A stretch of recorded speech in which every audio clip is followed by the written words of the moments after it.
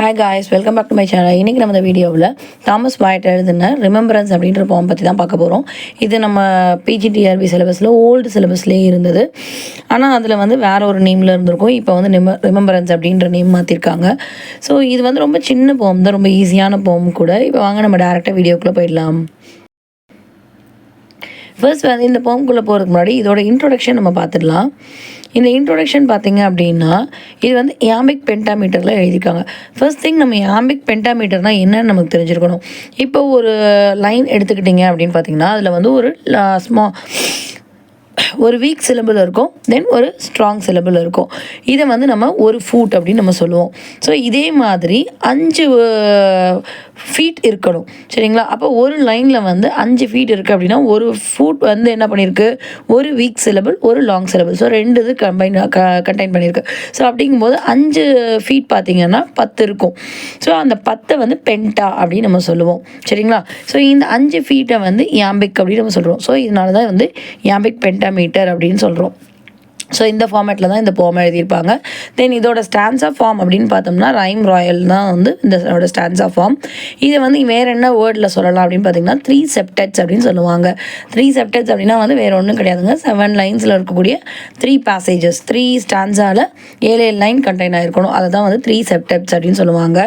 தென் அதுக்கப்புறம் பார்த்திங்கன்னா இதோட ரைம் பேட்டர்ன் பார்த்தோம்னா ஏபி ஏபிபி சிசி. ஸோ இதை வந்து ஒரு சானட் அப்படின்னு கூட நம்ம சொல்லலாம். தென் இதை வந்து ஆட்டோபயோகிராஃபிக்கல் போம் சொல்ல மாட்டாங்க, பட் ஆட்டோபயோகிராஃபிக்கல் எலமெண்ட்ஸ் வந்து அதுக்குள்ளே இருக்குது அப்படின்னு அர்த்தம்.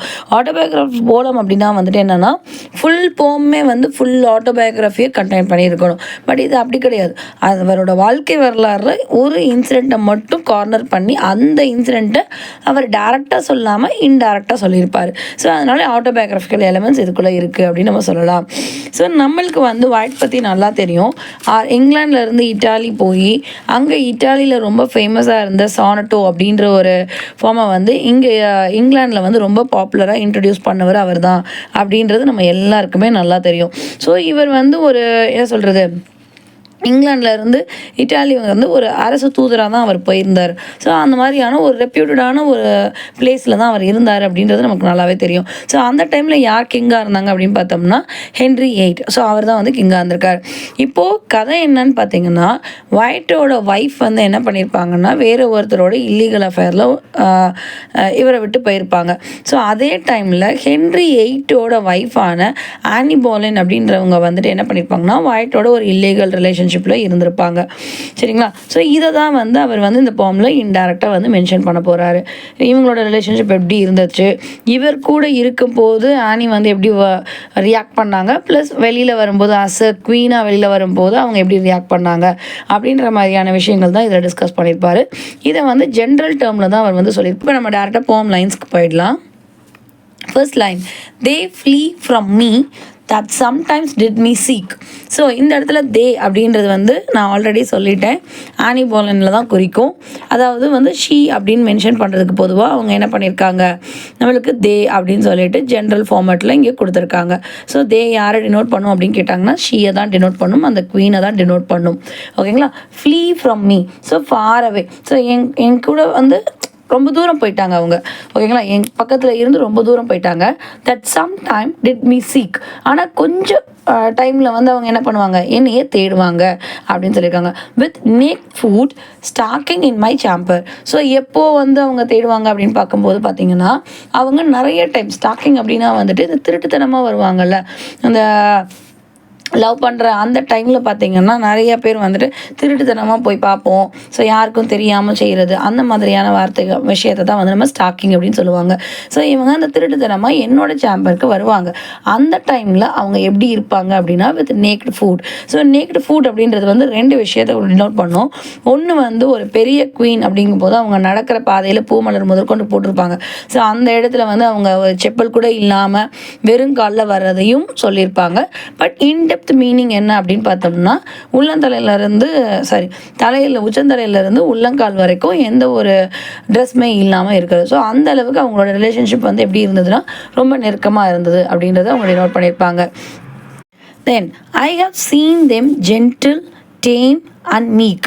ஸோ ஜென்டில்னால் நம்மளுக்கு என்னன்னு தெரியும், அவங்க ஏன் கூட இருந்தப்போ, அதாவது அந்த ஆத்தரோடு இருந்தப்போ எப்படி இருந்தாங்கன்னா ரொம்ப ஜென்டிலாக இருந்தாங்க.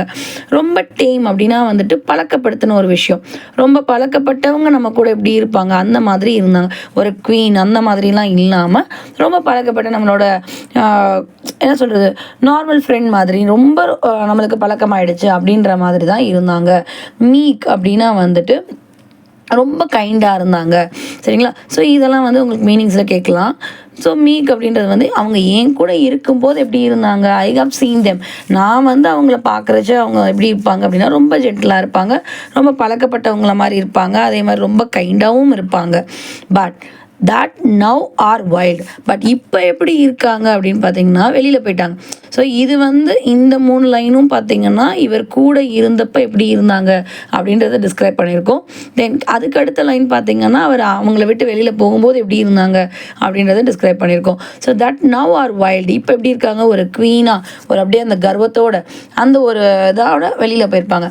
And do not remember that sometime they put themselves in danger. But இது எதுவுமே ஞாபகத்திலேயே இல்லாத மாதிரி அவங்க நடந்துக்குவாங்க. என் கூட இருந்த அந்த சீன்ஸ் வந்து எதுவுமே அவங்க ஞாபகத்திலே இல்லாத மாதிரியும் என்னையவே அவங்க யாரும் தெரியாத மாதிரியும் நடந்துக்குவாங்க. தட் சம்டைம்ஸ், ஏன் அந்த சில நேரங்கள் அப்படி நடந்துக்கிறாங்க அப்படின்னு பார்த்தோம்னா they put themselves in danger. Suppose அவங்க தெரிஞ்ச மாதிரி நடந்துக்கிட்டாங்க அப்படிங்கும்போது அது எங்கே கொண்டு போய் விடும், பெரிய டேஞ்சரில் கொண்டு போய் விடும். ஸோ அதனால தான் அவங்க வந்து அந்த மாதிரி நடந்துக்கிறாங்க அப்படின்னு அவங்க ரீசன் சொல்லியிருப்பார். Then to take bread at my hand. So இது வந்து லிட்ரலாக மீனிங் கொடுக்காது. அதாவது என் கையில் இருந்த ப்ரெட்டை தூக்கிட்டாங்க அப்படின்ற மீனிங் கிடையாது. ஒரு குவீனாக இருக்கிறவங்க அவங்க என்ன பண்ண மாட்டாங்க, ஒரு நார்மல் பீப்புளோட வந்து சகஜமாக உட்காந்து பேசுகிறதோ பழகிறதோ ஊட்டி விடுறதோ அந்த மாதிரியான எந்த ஒரு ஆக்ஷனும் பண்ண மாட்டாங்க. பட் அவங்க அப்படிலாம் என் கூட இருந்தாங்க. பட் இப்போ எப்படி இருக்காங்க, ரொம்ப வைல்டாக வெளியில் யாருன்னே தெரியாத அளவில் அவங்க இருக்காங்க.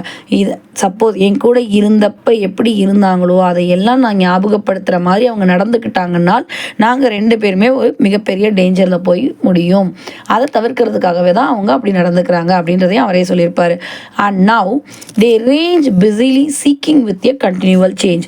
ஸோ 16th century இங்கிலாண்டில் வந்து அந்த டைம் பீரியட் எப்படி இருக்குது அப்படின்னு பார்த்தோம்னா கண்டினியூவல் சேஞ்ச், அதாவது இவரை விட்டு இவங்களை விட்டு இவங்க அந்த மாதிரி ஒரு கண்டினியூவாக ஒரு சேஞ்ச் போய்கிட்டே இருக்கிற மாதிரி. ஸோ அந்த மாதிரியான ஒரு சேஞ்சுக்காக கூட அவங்க ரொம்ப பிஸியாக அடுத்த ஆளத்தையிட கூட போயிருக்கலாம் அப்படின்ற மாதிரியான ஒரு பாட்டும் அவர் சொல்கிறார். ஸோ ஃபஸ்ட் ஸ்டான்ஸாவில் ஃபர்ஸ்ட் 3 லைன் வந்து என் கூட அவர் ஆத்தரோட எப்படி இருந்தாங்கன்றது சொல்லியிருப்பாங்க. நெக்ஸ்ட் 3 லைன் வந்து அவர் வெளியில் வந்து அந்த குவீன் எப்படி நடந்துக்கிறாங்க அப்படின்றத சொல்லியிருப்பாங்க. லாஸ்ட் லைன் வந்து அவரோட கெஸ்ஸிங். ஸோ ஒரு வேளை என்னை விட்டு அடுத்து பெட்டரான சாய்ஸ் தேடி போகிற மாதிரி அந்த மாதிரி கூட வந்து நடந்திருக்கலாம், அதுக்காக கூட தேடி போயிருக்கலாம், என்னை விட்டு வெகு தூரம் போயிருக்கலாம் அப்படின்னு சொல்லிப்பாங்க. இதில் என்னென்னா இது ஒரு கிட்டத்தட்ட ஒரு ஃபேஷன் மாதிரி சொல்லுவார். ஏன்னா இவரோட ஒய்ஃப் வந்து அங்கே இன்னொருத்தவங்களை தேடி போயிட்டாங்க, இவர் வந்து இன்னொருத்தவங்களோட ஒய்ஃபை வந்து இவர் தேடி போய் 2 பேருக்கும் ரிலேஷன் இருக்குது. ஸோ இது வந்து ஒரு கைண்ட் ஆஃப் ஃபேஷன் அப்படின்ற மாதிரி தான் அவங்க சொல்லியிருப்பாங்க. ஸோ அது மாதிரி இவங்க தேடி போயிருக்கலாம் அப்படின்றதையும் மென்ஷன் பண்ணியிருப்பாங்க. Then next answer, thanked be fortune, it had been otherwise 20 times better. So என் கூட இருந்த அந்த தருணங்கள் வந்து எனக்கு எப்படி இருக்கும் அப்படின்னு பார்த்தீங்கன்னா அதுக்காக நான் வந்து நன்றி சொல்கிறேன். அந்த நேரத்துக்காக நான் ரொம்பவே நன்றி சொல்கிறேன். ஏன்னா இது வந்து 20 times பெட்டராக இருக்கும். அவ்வளோ ஒரு மிகப்பெரிய ஒரு சந்தோஷம் இருக்கும். பிகாஸ் ஒரு மிகப்பெரிய குவீன் வந்து என்ன பண்ணியிருக்காங்க, அவங்களா வந்து இவங்களை தேடி வந்து இருக்காங்க. சரிங்களா? இவங்க போய் வந்து தேடி போகலை, பட் அவராக வந்து தேடி வந்து இருக்காங்க. ஸோ அப்படிங்கிறது வந்து இது எனக்கு வந்து ஒரு மிகப்பெரிய ஒரு சந்தோஷத்தை கொடுக்குது. அதுக்காக நான் வந்து நன்றி சொல்கிறேன்.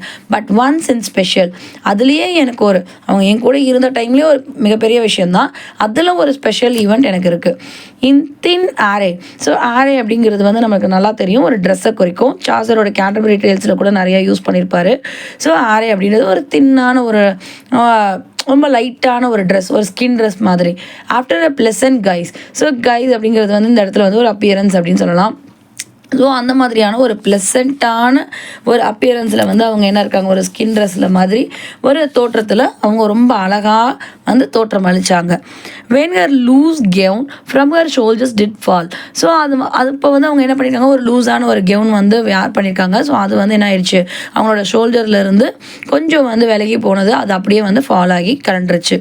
And she me caught in her hands long and small. So long and small ஆட்டோமேட்டிக்காக நம்மளுக்கு தெரியும், அது ஒரு ஆக்சிமோரான் அப்படின்றது நம்மளுக்கு நல்லாவே தெரியும். ஸோ அவங்க வந்து என்ன பண்ணியிருக்காங்க, அப்போ விழுக போயிருக்காங்க, இவர் போய் வந்து கட்டி பிடிச்சிருக்காரு. ஸோ அப்போ நீளமாக இருந்த ஹேண்ட் வந்து குட்டையாயிடுச்சு.